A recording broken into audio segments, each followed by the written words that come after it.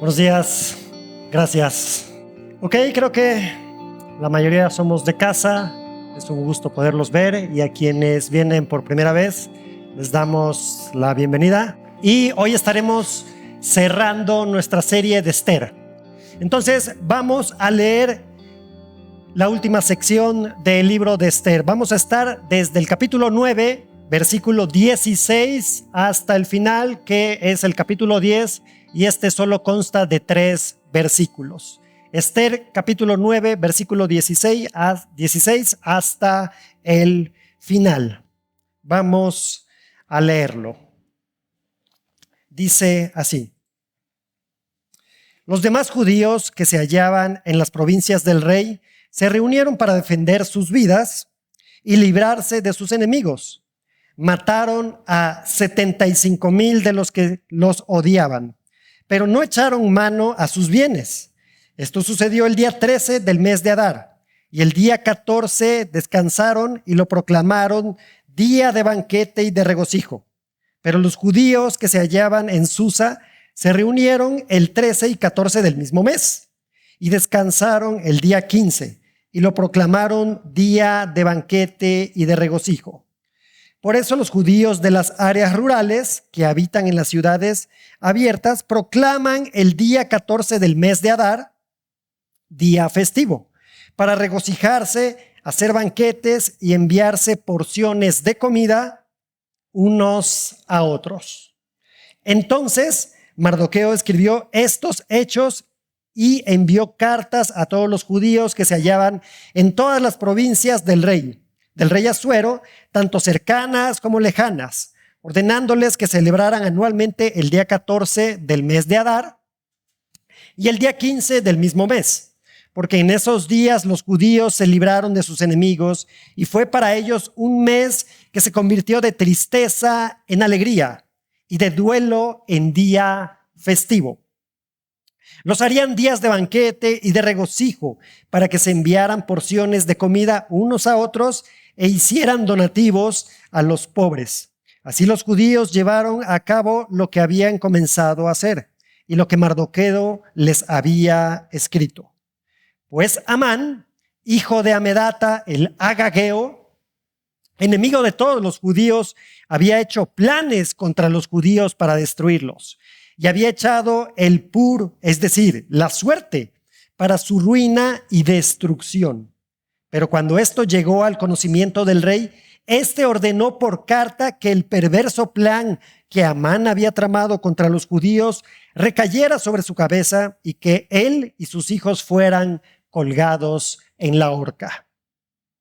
Por eso estos días son llamados Purim, por el nombre de Pur, y a causa de las instrucciones en esta carta, tanto por lo que habían visto sobre este asunto y por lo que les había acontecido.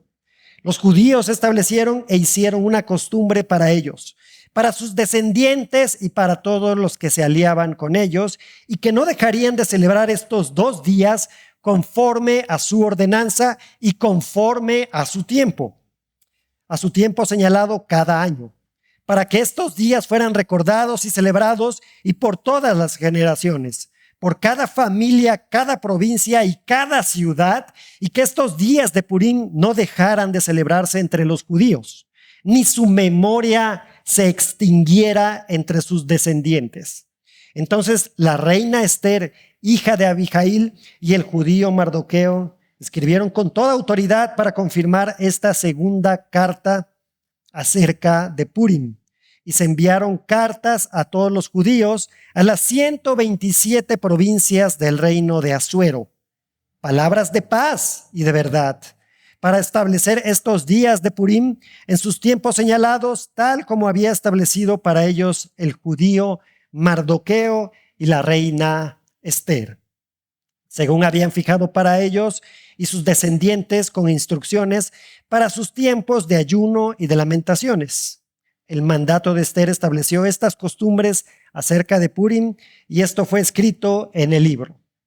El rey Asuero, capítulo 10, impuso tributos sobre la tierra y sobre las costas del mar, y todos los actos de su autoridad y poder, y todo el relato de la grandeza de Mardoqueo, con que el rey le engrandeció no están escritos en el libro de las crónicas de los reyes de Media y Persia, porque el judío Mardoqueo era el segundo después del rey Asuero, grande entre los judíos y estimados por la multitud de sus hermanos, el cual buscó el bien de su pueblo y procuró el bienestar de toda su gente.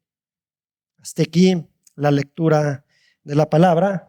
Así que vamos a orar. Amado Padre, gracias te damos. Gracias te damos por este día que nos regalas. Un día en el que nos reunimos como iglesia, como hijos tuyos, como una congregación, porque tú nos has traído. Padre, permite que tu palabra nos transforme, que tu palabra llegue a nuestro corazón y podamos actuar respondiendo a ella. Padre, te necesitamos para escucharte, para obedecerte. Ayúdame, Señor, a expresar lo que tú has dejado en este libro, en esta historia, que no agregue ni quite nada. Padre, gracias por este privilegio que nos das en este día y dejamos este tiempo en tus manos. En Cristo Jesús. Amén. A manera de resumen e introducción, hemos estado durante estas semanas viendo ya casi 9 capítulos. Si es la primera vez que nos acompañas, te servirá este resumen para que puedas ver un poco el contexto general de la historia, y si has estado asistiendo consecutivamente, pues te va a ayudar a recordar algunas situaciones. Recordemos que estamos viendo una historia que se desarrolla en el reino de Persia, donde tenemos a 2 judíos, Esther y Mardoqueo. Por providencia de Dios, el Señor lleva a Esther a ser la reina, es decir, la esposa del rey Jerjes. Y entra en escena posteriormente otra persona que se llama Amán, y Amán tiene y desarrolla un odio sobre el judío Mardoqueo, porque éste no le rendía pleitesía cada vez que pasaba a Amán. Y como Amán era el segundo del rey, el libro no nos explica por qué llega a ser el segundo del rey. Pues dice, ¿cómo este judío no se agacha ante mí? No me reina pleitesía, no me da pleitesía. Entonces le tiene un odio, pero no solo a Mardoqueo, sino desarrolla un odio hacia cada judío que se encuentra en el reino de Persia. Y este hombre hace un plan para no solo matar a Mardoqueo, sino para matar a todo judío que se encuentra en Persia. La carta no menciona el nombre del Señor, no menciona el nombre de Dios, pero podemos ver al Señor actuar en esta historia. Podemos ver que está ahí actuando, porque a veces ocurren eventos muy casuales, donde simplemente es por la mano del Señor que ocurren así. Y entonces planea esto para matar a Mardoqueo y resulta todo lo contrario. Es más, Amán prepara una horca para Mardoqueo, y en esa horca termina Amán, la misma que él mandó a colocar. Entonces, parte de este plan de Amán era aniquilar a todo judío, e hizo un edicto, es decir, a través de la ley mandó un día, una fecha específica, que se mataran, que cualquier persona podía ser libre de matar a los judíos. Pero providencialmente, Mardoqueo llega a ocupar este lugar de Amán, y entonces hace un contraedicto para que los judíos se defendieran. La semana pasada veíamos esto, cómo los judíos se defendieron, y aquí nos da un resumen introductorio de esto, el pasaje que leímos.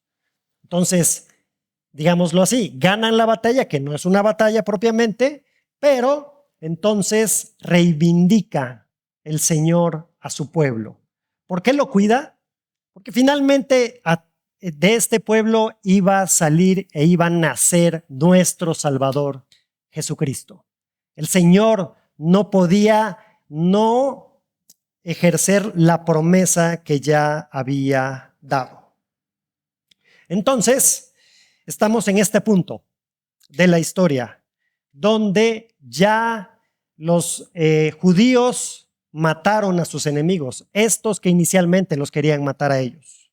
Así que vamos a ver en 4 puntos el tema de hoy. Vamos a ver 4 puntos que nos van a ir dirigiendo hacia nuestra idea central. El primer punto va a ser banquete y regocijo. Ahorita va a salir en sus pantallas, no se preocupen. Banquete y regocijo como ordenanza y proclamación. La razón del regocijo, el punto número 2. Regocijo y celebración perpetua.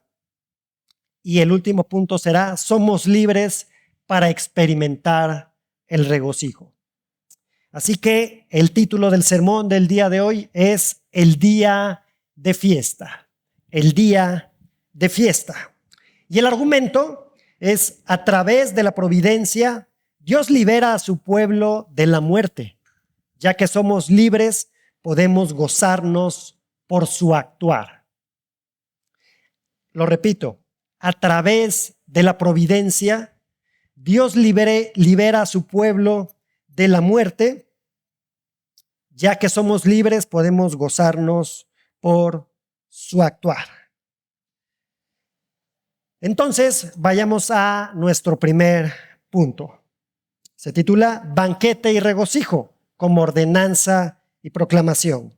Banquete y regocijo como ordenanza y proclamación, que abarca de los versículos 16 del capítulo 9 hasta el versículo 23. No lo voy a leer porque es un poco largo para aprovechar el tiempo, pero vamos a estar ahí en versículos 16 al 23 del capítulo 9. Comienza dándonos esta sección un pequeño recuento de lo que sucedió en el día que se defendieron de sus enemigos. ¿Quiénes? Los judíos. Dice que mataron a 75,000 hombres y eso evidentemente es un aproximado. Y el autor de Esther nos muestra y enfatiza que dice, no tomaron sus bienes, aunque podían hacerlo. Podían tomar los bienes de ellos, que nos hace suponer que esto muestra y reafirma que no es una situación de venganza, no es una situación de venganza. Pues además esto podía quedar, es decir, los bienes podían quedar en manos de los descendientes de aquellos muertos porque no era una conquista, no era un ataque por los bienes materiales, era simplemente de alguna forma el cuidado del pueblo del Señor y de reivindicación. Nuevamente el autor nos da las fechas 13 y 14 de la batalla que se desarrolla específicamente en Susa. Y dice que el día 15 descansaron. El resto del imperio, la batalla fue el día 13 y el 14 descansaron. Si recordamos, la semana pasada veíamos cómo la reina Esther solicitó un día más para poder matar a sus enemigos en Susa. Y lo proclamaron como día de banquete y regocijo. Que esto me recuerda lo que dice Proverbios 11:10. Con el bien de los justos se regocija la ciudad. Y cuando perecen los impíos, hay gritos de alegría. Entonces, proclaman un día de banquete y regocijo. ¿Qué días? Estos días que se mencionaron. Y aquí el punto principal de la historia es que Dios, a través de esas acciones, y específicamente de Esther, de Mardoqueo e incluso de Jerjes, conserva a su pueblo escogido. Y no es buscar una disculpa para defender o justificar las acciones de los judíos. El Señor es soberano ante toda circunstancia. Ahora, banquete y regocijo. ¿Qué significa esto? Donde este regocijo o gozo, podríamos llamarle como sinónimo, lo podemos definir y con base en este diccionario Holman nos dice, es el estado de deleite y bienestar que resulta de conocer y servir a Dios. Regocijo. Estado de deleite y bienestar que resulta de conocer y servir a Dios. Pero no solo eso, ese banquete no era únicamente para una persona y acá sus amiguis, ¿no? Nada más invito a mis amigos a un banquete. No, sino lo que dice el versículo 19, podemos ver cómo se menciona que debían enviarse comida unos a otros para compartirlo, ¿no? Para compartir ese día de fiesta. Y si recuerdas, es interesante ver cómo inicia Esther. Inicia con una fiesta en el capítulo 1. ¿Una fiesta para quién? Para el rey de Persia. Una fiesta que demora, con base en lo que leemos en Esther, ¿cuántos días? 180 días. O sea, sí fue una buena fiesta, ¿eh? Y aparte de estos 180 días de fiesta, donde particularmente invitó a los nobles y a los príncipes. No era para todo el reino. Ahí sí era para sus amiguis, ¿no? Y entonces hubo mucha comida, mucha bebida y mucho derroche. Pero no solo fueron 180 días. Después de esta fiesta realizó una posfiesta, ¿no? Lo que le podrían llamar ahí algunos jóvenes como el after, ¿no? Hizo un after. Entonces imagínate, si la fiesta demoró 180 días, imagínate cuánto demoró el after, ¿no? 7 días de after. Y todo esto para mostrar ¿qué? Para mostrar y exaltar el poder de este rey persa, de este hombre. Yo todas las puedo, yo soy el rey. Y como lo acabamos de leer, esta fiesta, este banquete es porque Dios los está liberando. No es para exaltar a un hombre, sino para dar honor y exaltar a Dios a pesar de que no se encuentra la palabra Dios de manera explícita en este libro. Se sobreentiende, lo entendemos. Esther y Mardoqueo usan su posición en el gobierno persa para enviar instrucciones a los judíos de todo el imperio con el objeto de que celebren, de realizar una celebración por la liberación con un nuevo día de fiesta. Versículo 20 dice, entonces Mardoqueo escribió estos hechos y envió cartas a todos los judíos que se hallaban en todas las provincias del rey Asuero, tanto cercanas como lejanas.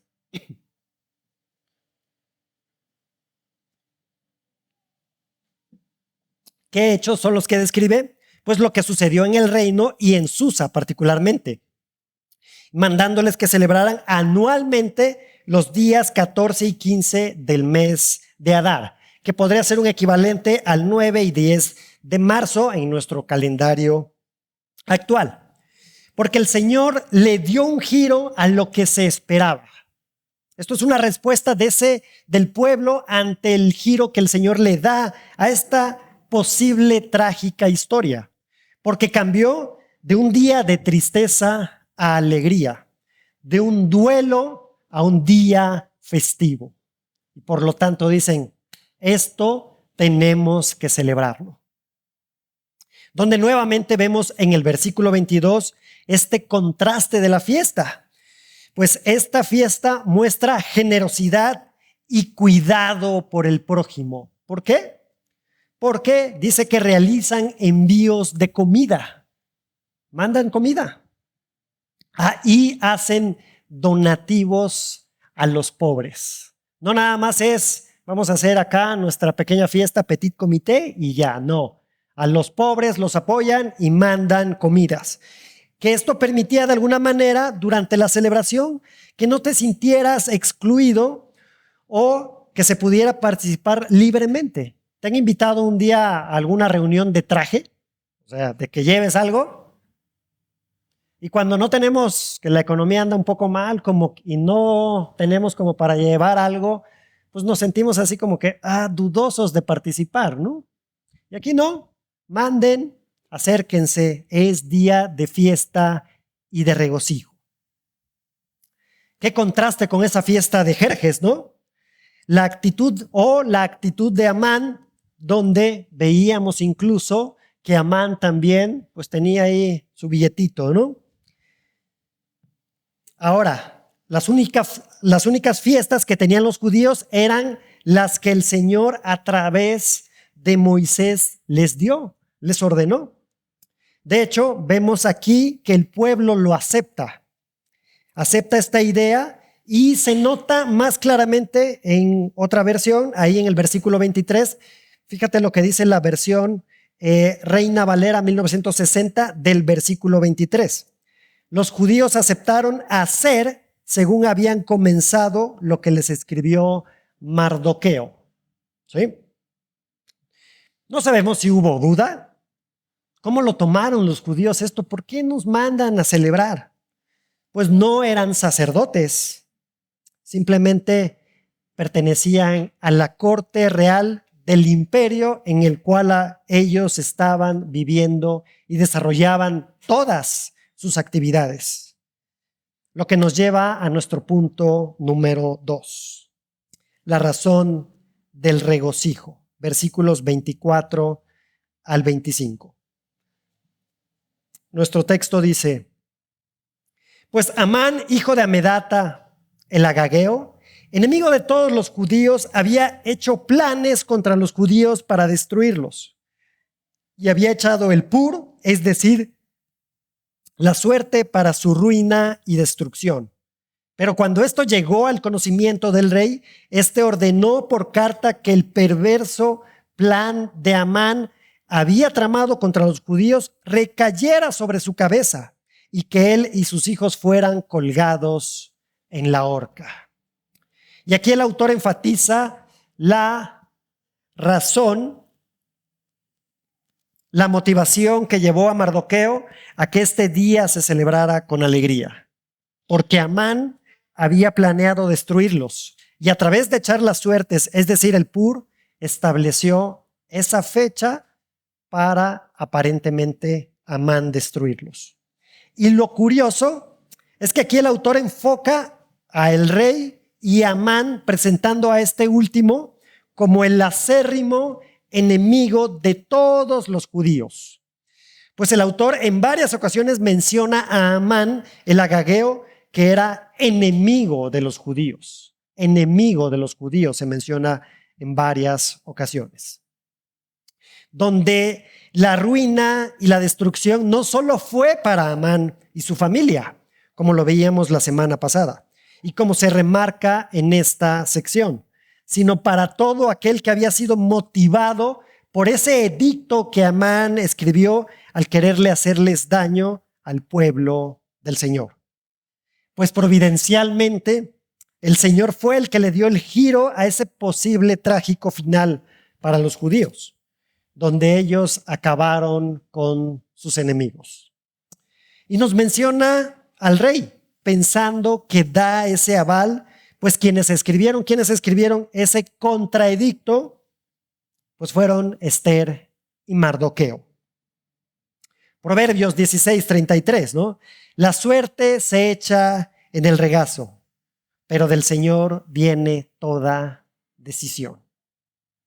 Así que sí, bien hubo momentos de dolor y de duelo, así como Mardoqueo rasgó sus vestiduras y se vistió de cilicio y cenizas para luego después ser exaltado con ropas reales. Solo por el cuidado del Señor es momento de regocijarse.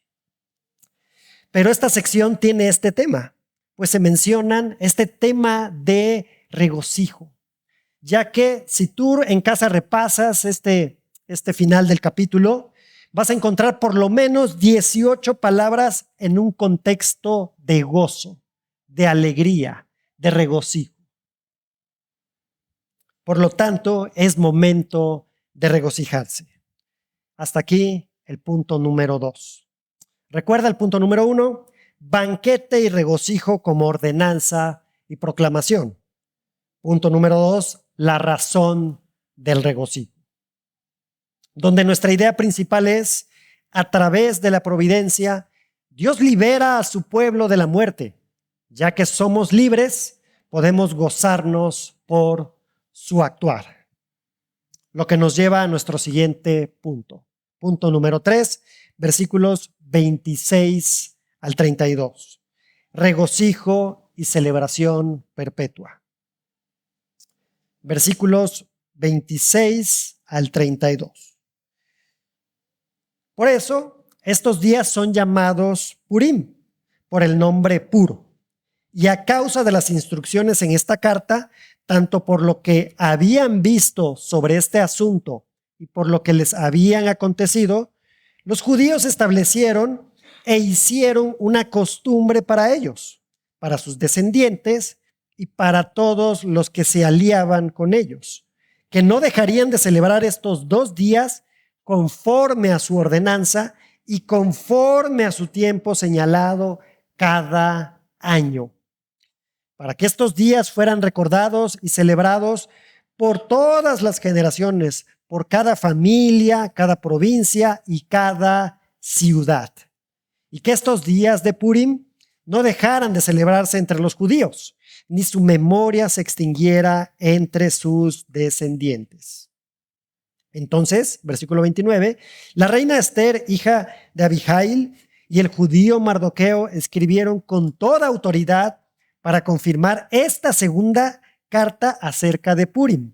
Y se enviaron cartas a todos los judíos y a las 127 provincias del reino de Asuero, palabras de paz y de verdad, para establecer estos días de Purim en sus tiempos señalados, tal como habían establecido para ellos el judío Mardoqueo y la reina Esther, según habían fijado para ellos y sus descendientes, con instrucciones para sus tiempos de ayuno y lamentaciones. El mandato de Esther estableció estas costumbres acerca de Purim y esto fue escrito en el libro. Hay un énfasis del autor para que quede muy clara esta fiesta. Y esta celebración hasta el día de hoy se practica y se le conoce como la fiesta del Purim.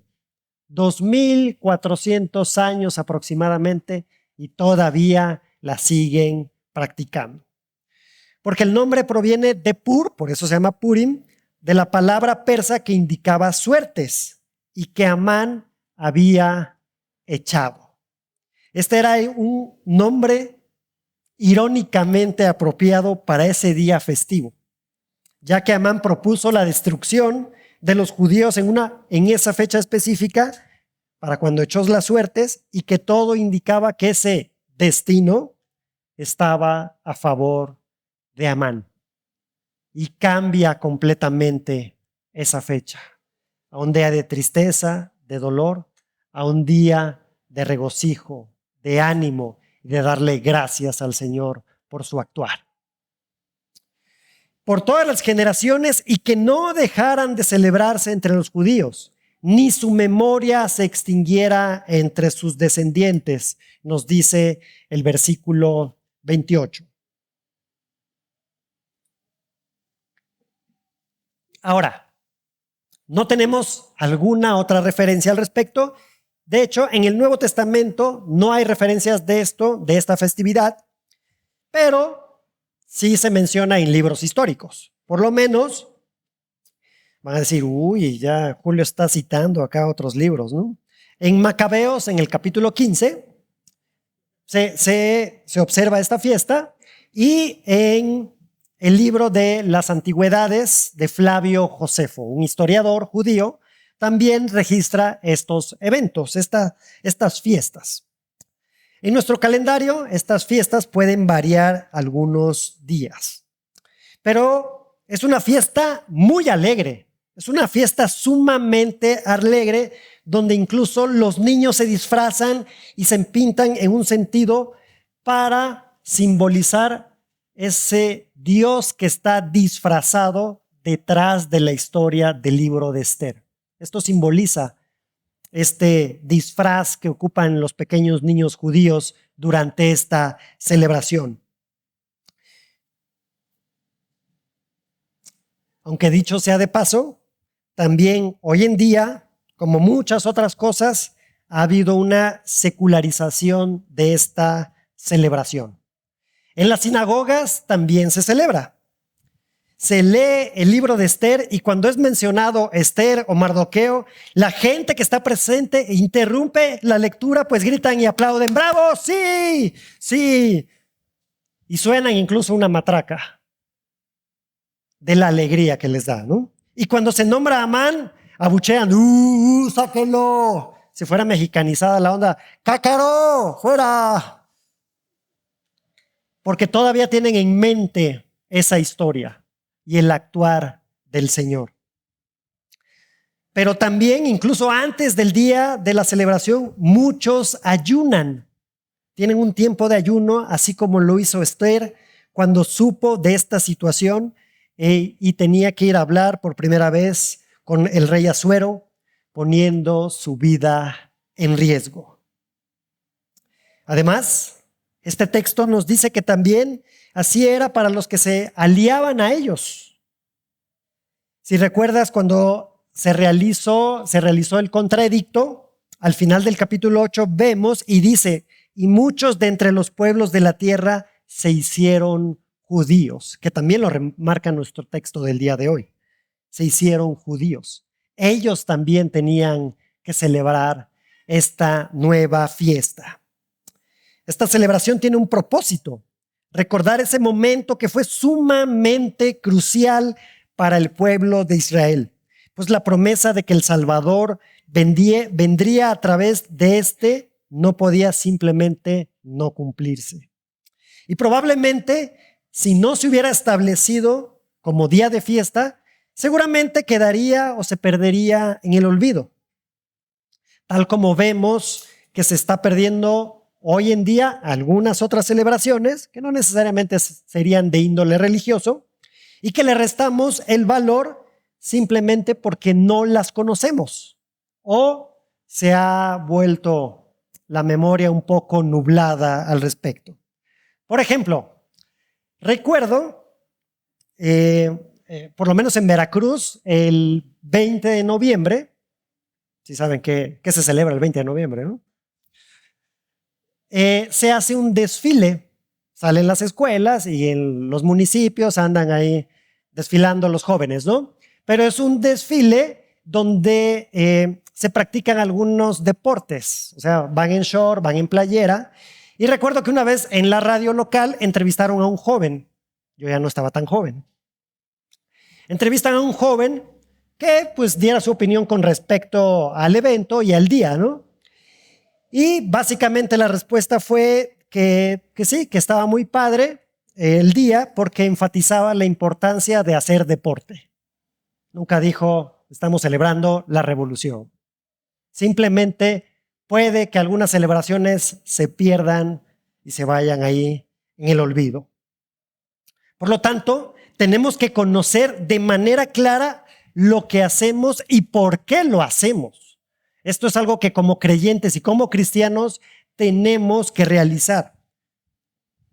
Si no, simplemente perdemos la esencia de la acción y el valor de las cosas. Si no conocemos por qué actuamos o hacemos lo que hacemos. Incluso tenemos celebraciones, o bueno, hay celebraciones también en la Biblia como la Pascua, donde los judíos en la actualidad recuerdan también cómo Dios los liberó de Egipto, cómo Dios utilizó su mano poderosa para liberarlos de Egipto. O para nosotros los creyentes, los cristianos, que rememoramos la Santa Cena, porque la instituyó Cristo, y que aquí en Doxa la realizamos aproximadamente cada 15 días, donde recordamos el sacrificio de Cristo y que a través de este proclamamos el Evangelio. Regresemos a nuestro pasaje. A partir del verso 29, Esther y Mardoqueo nuevamente mandan una última carta oficial, donde instan a los judíos a celebrar el Purim en los tiempos señalados y que llegaran a ser una costumbre entre el pueblo. Es como decir, una segunda vez para que se realice. Dando énfasis en esto. Quiere decir que se incluya dentro de las prácticas comunes de los judíos, de los israelitas. Y es el énfasis que realiza el autor de Esther. No nos vamos a meter aquí en Honduras si los judíos hicieron bien o mal en institucionalizar esta fiesta. Como ya lo dije, nos queda claro que no es de un origen mosaico, aunque nosotros hoy en día tenemos también algunas prácticas como creyentes y que otros hermanos, otros creyentes, pues nos pueden criticar y nos pueden decir, no estoy de acuerdo con eso, ok, se vale. Pero que considero, tenemos que cuestionar nuestras tradiciones, no solo cuestionar por el hecho de cuestionar, ya que si éstas nos ayudan a honrar o no nos ayudan a honrar, estas tradiciones no nos ayudan a alabar, no nos ayudan a obedecer, a proclamar, a conocer o a adorar al Señor, tendríamos que deshacernos de ellas. Por otro lado, esto nos menciona el pasaje que esto fue escrito en un libro. ¿Qué libro? Pues en el mismo libro donde los persas registraban sus acontecimientos, ese mismo libro donde quedó registrado la acción de Mardoqueo de evitar el plan para asesinar a Asuero, y que posteriormente ese mismo libro es el que le leen cuando el rey no puede dormir y que le dicen ahí que básicamente no le habían dado una gratificación a Mardoqueo por haberle salvado la vida a Asuero. Lo que nos lleva a nuestro cuarto punto.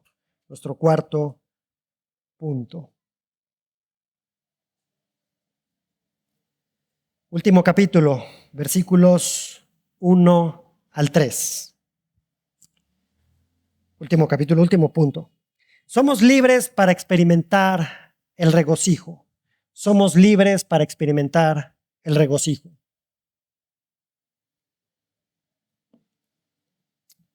Dice así: el rey Asuero impuso tributos sobre la tierra y sobre las costas del mar, y todos los actos de su autoridad y poder, y todo el relato de la grandeza de Mardoqueo con que el rey le engrandeció, ¿no están escritos en el libro de las crónicas de los reyes de Media y Persia?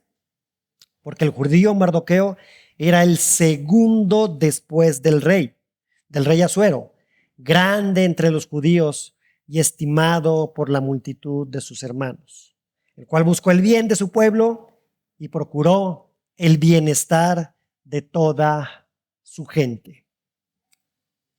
Esto se considera un epílogo en esta historia, es decir, la parte final de esta obra literaria o de esta historia de Esther y Mardoqueo, en donde se ofrece un resumen muy, muy general del contenido. Dios liberó a su pueblo de una posible aniquilación total. Y podemos regocijarnos con ello porque a través de este pueblo que es protegido, vino quien nos libertaría de una condición de pecado, de una muerte espiritual segura, pues por dicha condición de pecado que nos muestra la misma Biblia, dice que éramos enemigos de Dios, así como Amán era de los judíos. Romanos 5, 10 al 11 nos dice: porque si cuando éramos enemigos fuimos reconciliados con Dios por la muerte de su Hijo, mucho más habiendo sido reconciliados seremos salvos por su vida. Y no solo esto, sino que también nos gloriamos en Dios por medio de nuestro Señor Jesucristo, por quien ahora hemos recibido la reconciliación. Y si tú no has sido reconciliado con el Señor, con Dios, porque todavía no has creído en el Señor Jesucristo, créeme, amigo o amiga, que estás en una condición sumamente peligrosa. Porque la palabra nos dice que aún eres enemigo de Dios. Y a lo mejor te puede resultar difícil creer esto y puedes decir, no, pues no que todos somos hijos de Dios. No. Tienes que arrepentirte de tu condición de pecado. Tienes que acercarte al Señor. Tienes que creer en Cristo para que pueda haber una verdadera reconciliación y un verdadero gozo en tu corazón. Ahora, si bien podemos alegrarnos por esa nueva vida que Dios nos ha dado, pues hemos sido librados del pecado y la muerte eterna, todavía estamos en una estructura político-social que es caída. Hay corrupción, hay mentira, hay abuso, entre muchas otras cosas. Y ¿sabes? Esto nos sigue afectando. Esto nos afecta y a veces nos duele.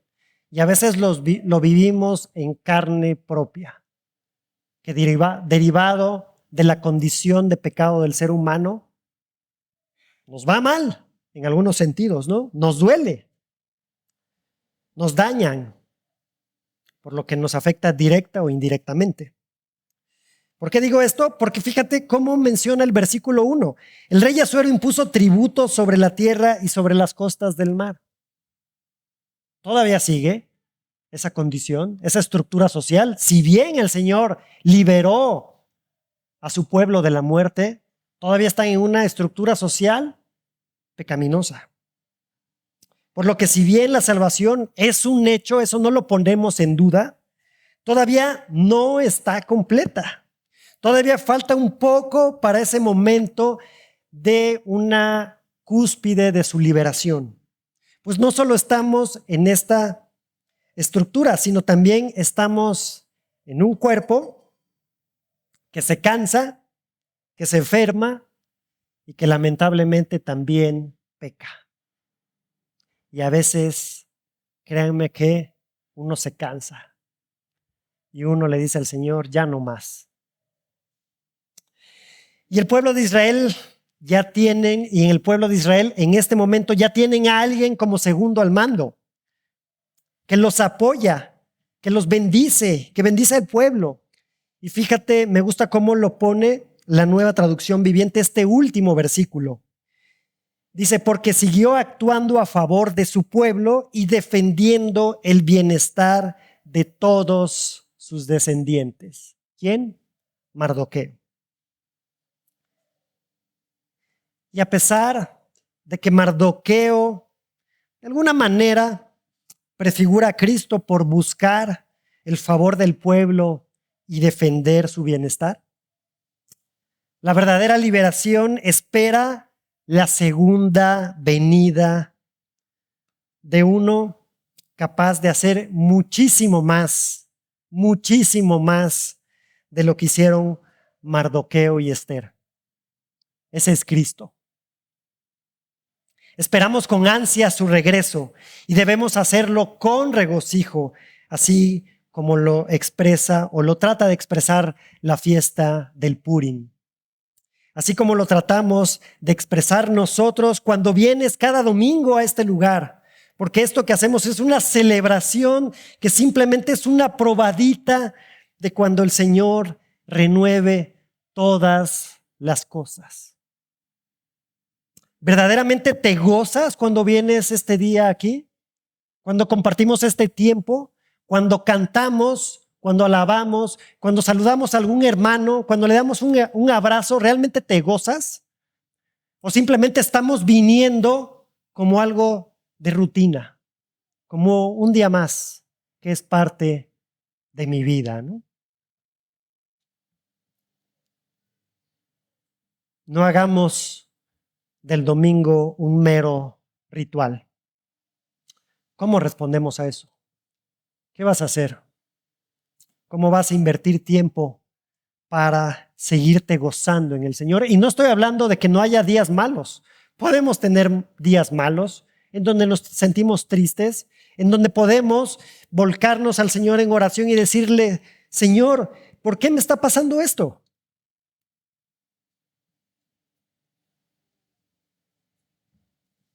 ¿Por qué simplemente no cambian las cosas? Pero ¿sabes qué? Tienes la seguridad de que el Señor ya lo ha dado todo. Que lo ha dado todo, que te ha salvado de esa muerte eterna. Vamos a leer finalmente Salmo 9, capítulo 9, versículos 1 al 8. Dice así, Salmo 9, versículos 1 al 8. Daré gracias al Señor con todo mi corazón. Todas tus maravillas contaré. En ti me alegraré y me regocijaré. Cantaré alabanzas a tu nombre, oh Altísimo, cuando mis enemigos retroceden, tropiezan y perecerán delante de ti. Porque tú has mantenido mi derecho y mi causa. Te sientas en el trono juzgando con justicia.